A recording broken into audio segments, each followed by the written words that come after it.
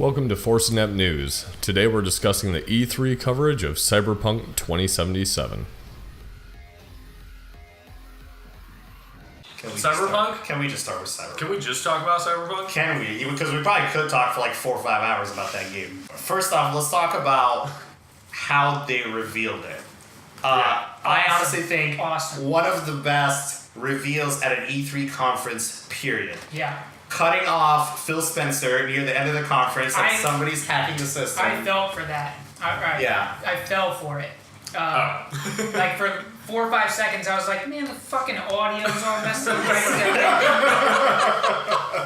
And then like once the screen started, I was like, I see what they're doing. So going into this press conference, there was one game and I wanted to see, and that was this game, right? I knew when they announced that they were going to be when CD Projekt announced that they were going to be at E3, I knew this game was going to be on the Microsoft stage. Oh, yeah. And I looked at Michelle and I was like, it's not here. It's not here. It's not here. Yep. And all of a sudden the glitch happened. Like, and I'm like, it's happening. It's happening. It's happening. And I can't tell you guys how, like, this game, just from the trailer, blew any expectation that I might have had for it. Yeah. And that's without even seeing what the gameplay looks like. I don't know. What did you think? I mean, there's really not much to add to that, right? It's just looked amazing. Great way to kind of have that intro and do the hacking into the trailer. Like, yeah. I mean, I'm excited for it. Yeah. CD Projekt Red too. I mean, they literally say we're not giving you a release date because it's going to come out when it's ready, which is refreshing to hear. Kind of like internally frustrating. Where I'm like, fuck, I just want to play it this year, right? But I'd rather than take their time, get it to be as good as Witcher 3, but fucking Cyberpunk. They can do that because they're their own publisher, so they have nobody to kind of sort of lead to. And I mean, even at the conference, they had all these professional cosplayers and the Cyberpunk like outfits and everything to really make that atmosphere. Like it was, they're doing it right, and I'm so excited for them to take their time and do it right. Yeah.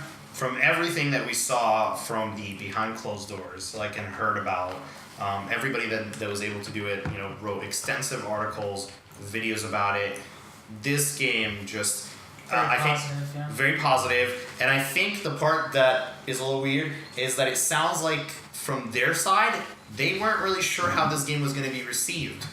Because if you remember, the very first thing we heard after the first article hit, which I believe was from Kotaku, it was like, this game is in first person, and the internet was just like, whoa, what? Yeah. First person? Like, coming from a Witcher background, you're expecting this is just going to be a third-person RPG based in a Cyberpunk universe, and that, to a lot of people, was like, whoa, that's a completely, they didn't expect them to go down that path. But to me, that's exciting.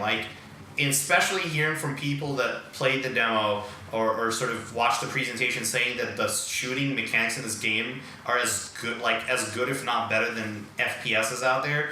To me, that's mind-blowing. In an RPG, if it's going to be on this level.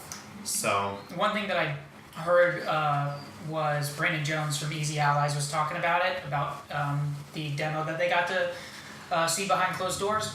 And one thing that he said was unexpected was that, when we saw the cars and the guy at the end driving, he thought he got a GTA vibe from it. Yeah. And thought you're going to be driving a lot from mission to mission. And from what he said, it's much quicker than that. Mm-hmm. It's like, hey, we got to go meet up with this guy. And it's like... It's like a cut. Yeah, or not just a cut, but just the way he explained it is you get from point to point quickly. There isn't, 2 minutes where you're just driving, listening to music to get to your mission and stuff like that. Yeah. So, I wasn't paying super attention to it just because, I was like, okay, this game looks cool.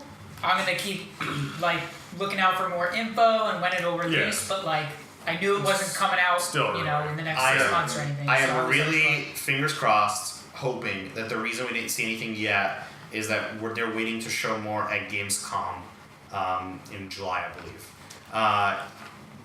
Or in August, I think, is when Gamescom is. I can't even remember the dates if you want to verify, John. But I really think that Gamescom is massive. August. It's just as large as E3.